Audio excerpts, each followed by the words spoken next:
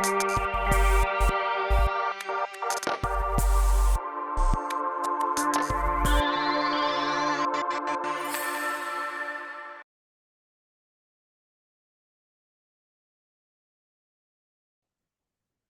morning, everyone. Of course. I love being here. You all are amazing. I'm going to share a poem today that I wrote called Embracing Miracles. And it's on the back of the program Tim has printed so kindly. Embracing Miracles. Spirit open, miracles flourish. Hands reach, hearts connect, lungs expand full of hope. Each breath, a miracle. Inhale, exhale. Together we rise, dancing like sandhill cranes, drench-kissed in soft sunlight, leaping into dreams, interconnected tapestry woven, threads of care and light.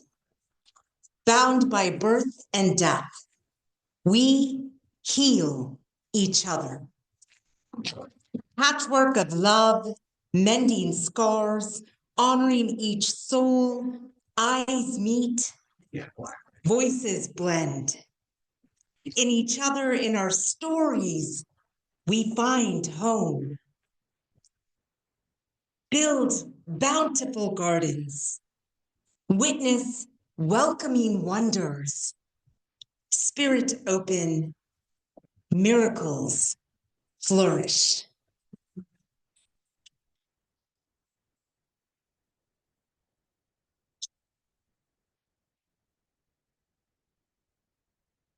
And now I believe we have a time of stillness.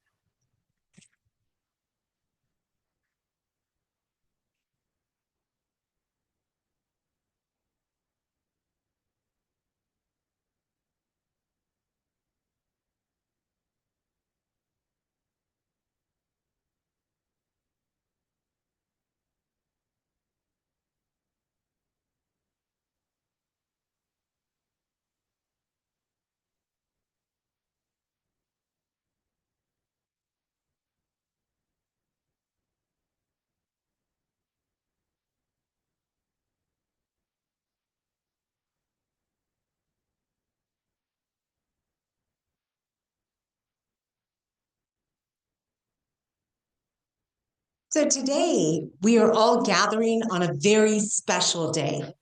February 23rd is the birthday of W.E.B. Du Bois. And so if you know, W.E.B. Du Bois was an amazing sociologist, writer, civil rights activist, editor, Pan-Africanist. His work and his legacy continues in so many ways. And so as we celebrate Black History Month today and 365 days a year, we today especially, let us honor W.E.B. Du Bois. And I will share very briefly one quotation from him that I love and that my daughter also loves. The price of liberation is less than the cost of regression. I think it's very timely for the landscape that all of us are situated in today. All right, well, I am so excited to join all of you today along with this beautiful herd of elephants. And we're going to talk today about these sacred giants that have deep symbolism in Indian culture and spirituality, but also have symbolism among all of us that unites us in powerful ways. And so today we're going to talk about elephants. And here you see a little statue of Ganesha. And so this is my little Lord Ganesha I brought today.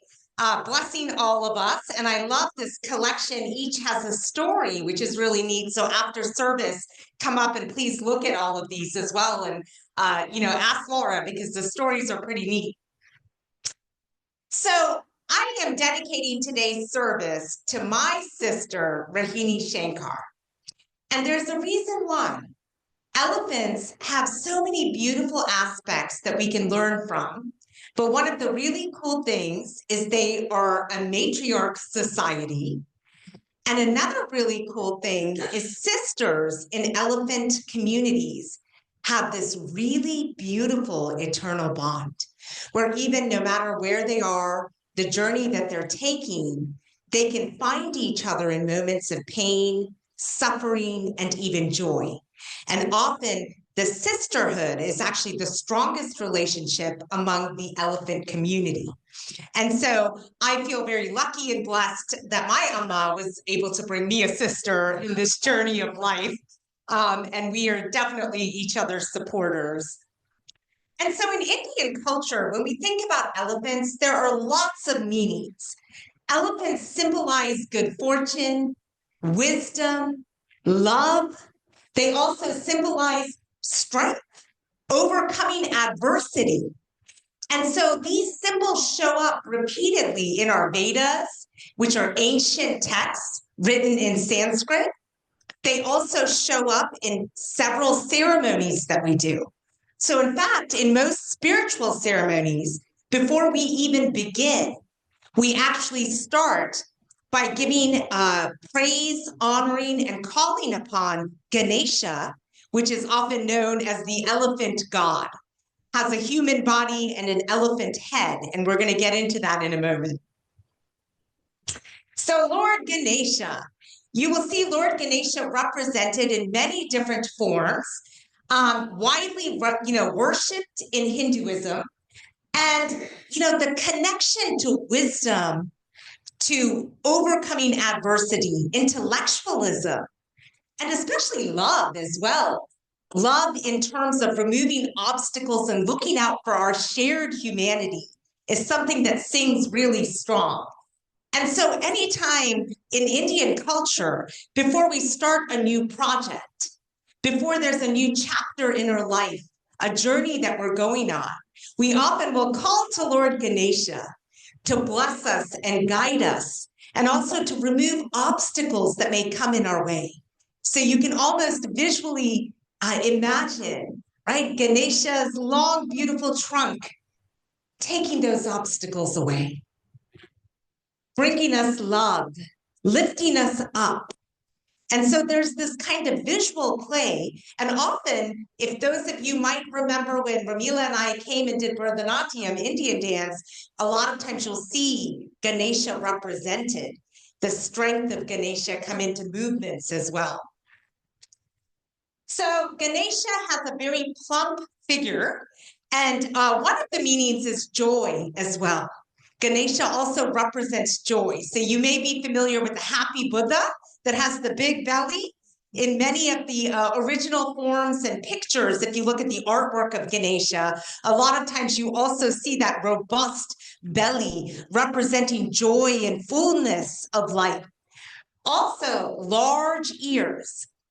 One of the things I love about Lord Ganesha is every single part of this elephant god has symbolism. So the large ears remind us to listen deeply to each other, to listen in layers. The eyes often on Ganesha are going to be small or squinted, and there is symbolism there reminding us to focus and to concentrate, to think not only with mind, but also heart. And I love that. So in fact, I will send an image that is really fun that talks about the symbolism of all the different parts of Ganesha that you can share maybe in the newsletter, Tim. And so, overcoming life's challenges, making sure that we are living in abundance, that our capacity to nurture and care for others is centered in all that we do. I love that the trunk, again, is very symbolic. It represents versatility, adaptability, again, that nurturing and caring. And it's really interesting because if you know about the actual elephant, the elephant's trunk is quite miraculous. There are, hundreds and hundreds of muscles that make up the elephant trunk, no bones, right? All of these muscles.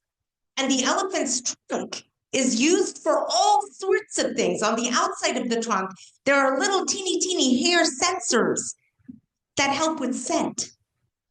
The elephant can suck up water and hold it and take it to feed itself gallons at a time. The elephant's trunk is so strong, very, very strong. And so there is this symbolic meaning even around the trunk itself. And if you look at elephants, even the way they use their trunk, you'll see a mom elephant, a mama coddle its young in so many ways. When elephants unite with friends, even sisters, they often will link their trunks beautifully, almost like holding hands. The symbolism of coming together, supporting each other in genuine ways. So I love that. And you see in Indian culture, a lot of times elephants are revered. They are respected for their wisdom. You will see in ceremonies, often elephants will be painted, they will be promenaded. But here's the thing. Like anything in life, we want to think critically. And there's both a joyful aspect to the ceremonial aspects of how elephants are used. There's also one that can be painful. Elephants over the history of time, and you look across cultures, have lived a life that has been quite hard because of the way humans have tried to dominate elephants and use them. And you can see this even in olden times in ancient India during wars, where elephants were actually one of the main primary war animals that were used during times of attack. And rajas, kings, would often buy the elephants, but the elephants were often tamed in ways that were not kind. So there's this juxtaposed irony that I think we also have to pay knowledge to and acknowledge. Similarly, think about the circus. Many of us may have gone to circuses growing up. Animal activists have had to fight really hard to stop using elephants because so many of those tricks where elephants were asked to stand on the two legs, it is very, very hard for the elephant's body. Elephants would endure a lot of pain, tamed often through whipping and really violent acts. And yet, the elephant is one of the most loving, compassionate creatures. It is a miraculous animal. You think about how strong and big an elephant is. In fact, most elephants weigh between 5 to 6 cars. That's a lot of weight. And they are herbivores. They eat plants. Pretty amazing. If you pick up a leaf, it's pretty lightweight. And an elephant, in general, will eat as much as 2 full adults' weight of leaves every single day. Pretty amazing that these magnificent, sacred creatures are herbivores. They live a life of gentle modeling, of compassion and care. And we can learn a lot looking to elephants, the way they live. When elephants are in a herd, they look out for each other. If one falls behind or is hurt, they don't just walk off. They work to make sure there's a pathway to get that elephant healed and to be able to join the journey back on. So there is a collective beloved community among the complex society of elephants that is so beautiful. And their gentle strength, the way they can lead, the way they communicate using several different types of frequencies and sounds, most that are inaudible to the human ear. But their communication modes can stretch out for miles. That's how they can link back up in savannas, right, in the forests. It's pretty cool. So you'll see Ganesha, if you go to most temples, you will see a representation of Ganesha. And often people will go to Ganesha first before even going around and, worshiping. And while we have deities often in Hinduism, you should know that it's not a worshiping actually of the stone or the creature, but it's there to help us to return back to ourselves. So as we're looking at Ganesha, remembering our interconnectedness, remembering our strength and agency, remembering our civic and social responsibility to love, to nurture, to care, to show up strong. And this, really quick, is a three-headed Ganesha. And Ganesha has so many different beautiful forms, and you'll see it represented in different ways as well. And there's lots of fun stories. So Valen, my son, and Ramila, they love the stories of baby Ganesha, Ganesha being very young and almost having a little bit of mischief like Lord Krishna. And Ganesha has a sweet tooth. Loves Indian sweets. We have a sweet called laddu, which is really, really tasty and delicious. And so Ganesha will love to eat those balls of laddus, right? And sweets. And so there's a playfulness about Ganesha too, which I think we can all learn from and incorporate into our lives. The joy of living. As we feel the miracle of breath, to not just take that for granted, but to make sure that we are embodying and using it in purposeful ways. So elephants are herbivores. They consume a wide variety of vegetation, including grasses, fruits, tree bark, leaves. They love bananas. They love sugar cane. That is a quite tasty treat for them. They love bamboo. So you will see many times elephants will, the mama elephants and the larger elephants will cut down the bamboo. They use their trunk, and if they have tusk, even using their tusk to slice to make sure there's smaller parts given to the babies. It's quite wonderful to see how they use, right, their trunk, because if you think about it, they don't have those fingers. Although at the end of the trunk, if you know about the differences between African elephants and Indian or Asian elephants, African elephants often will have two little finger type things at the end of their trunk, and Asian elephants often have one. Another big distinction between the elephants, African elephants often have larger ears. Asian elephants often have smaller ears, and there's a reason for that. In Asia, the elephants are normally living in cooler climates, such as forests where there's trees. And so having really big ears can actually be really hard for mobility. But in addition, the elephants of the ear are like these cooling radiators. They actually have sensors that keeps them cool. And so when you're on safari or places without tree and shade, you need those larger ears to keep you cool. And so adaptations have happened over time to elephants. Now, some adaptations have been really interesting to think about from ecological perspectives, and again, call on us to also think about our human actions. One example of this, if you look at elephants, even look at ancient documentation of elephants through stories in India, both the male and female elephant both used to always have tusks. Over time, now Asian female women elephants no longer have tusks. I don't know if you know that. And only the males have tusks.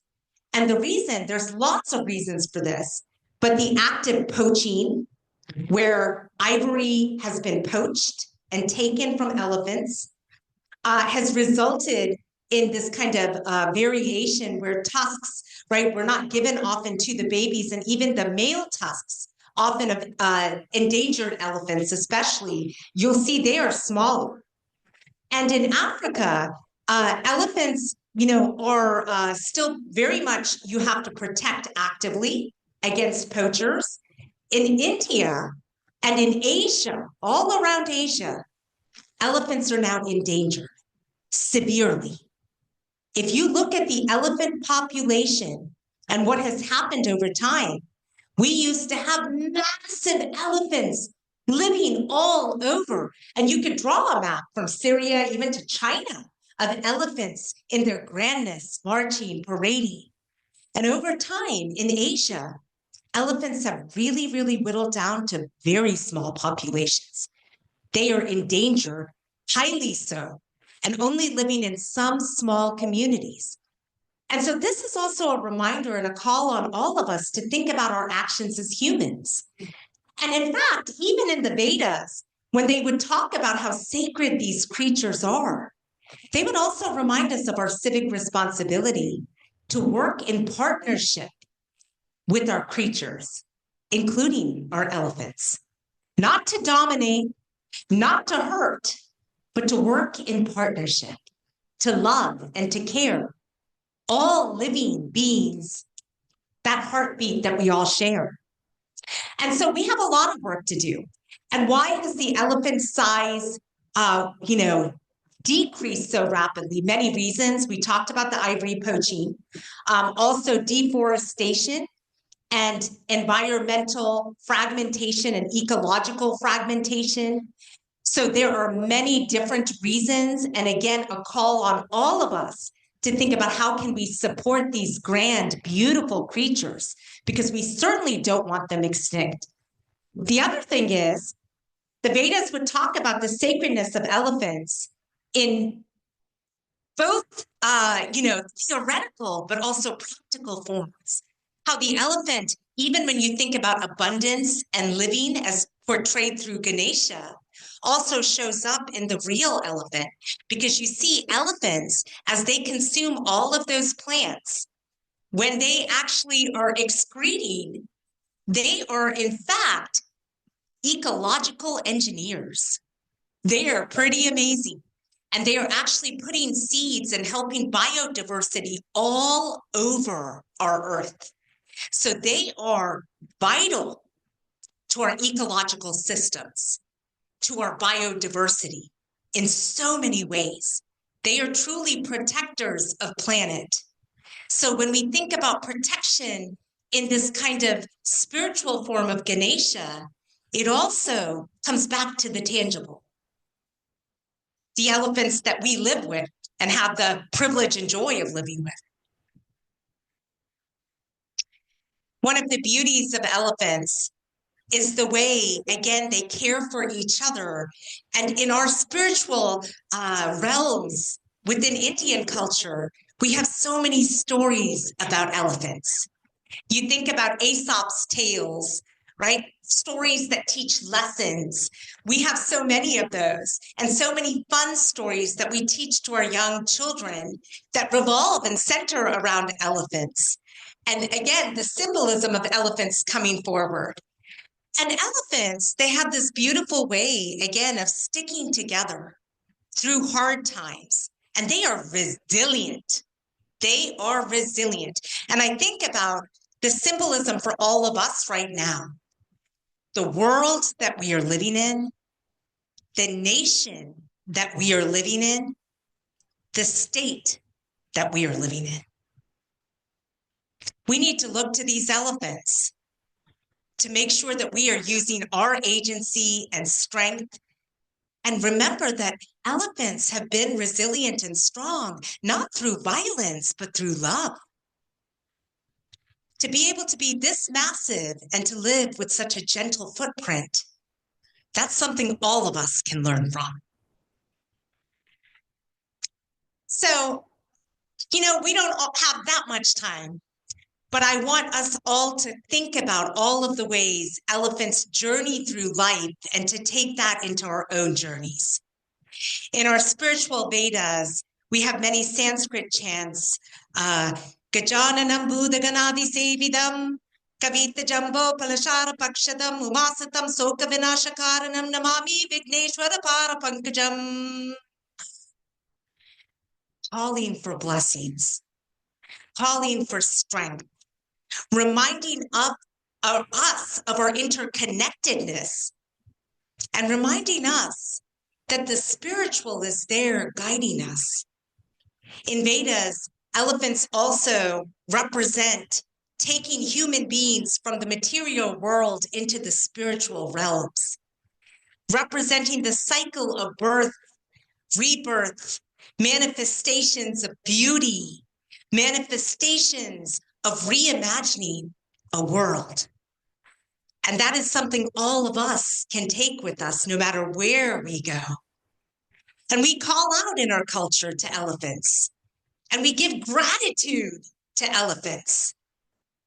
Ganesha Sharanam, Charanam Ganesha, reminding us that elephants are both sacred and magnificent and magical and divine, as are all of us. So the elephant in Indian culture is more than an animal. It is a powerful spiritual and cultural symbol that teaches us values such as strength, wisdom, love, strength again, and overcoming adversity. And I had to bring Dumbo in here. While not in Indian culture, Dumbo has a lot of sweet lessons we can learn from. And what I love, Dumbo reminds us, don't just fly. Don't just fly, soar. And what a lesson, right? What a lesson. And, the idea that when we help each other, that is how we are able to rise and to soar and sustain our flight, even during times of attack. Elephants have a beautiful way that even as they age, they have incredible memory. Elephants are holders of stories. They are holders of the environment.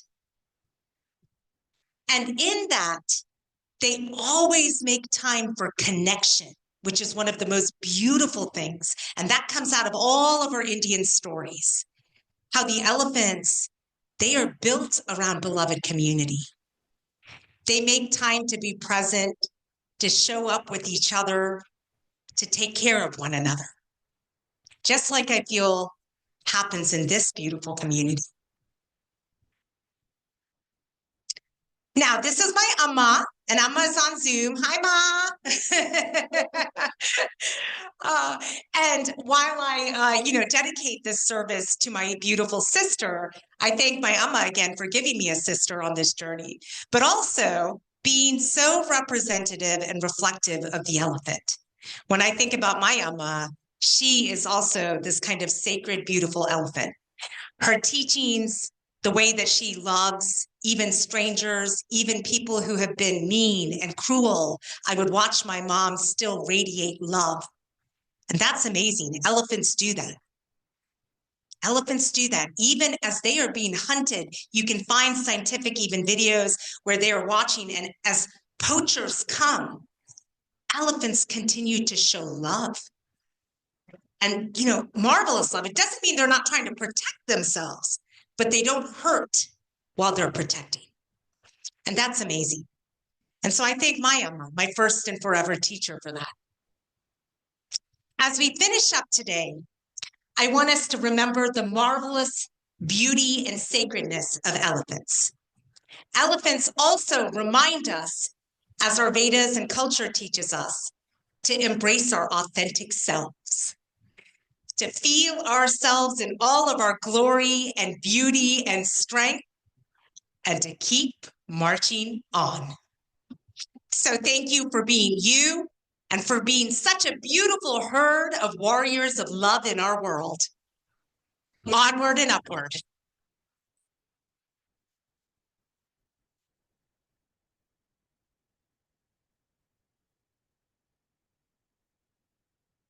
I think I turn it to Tim, to Laura.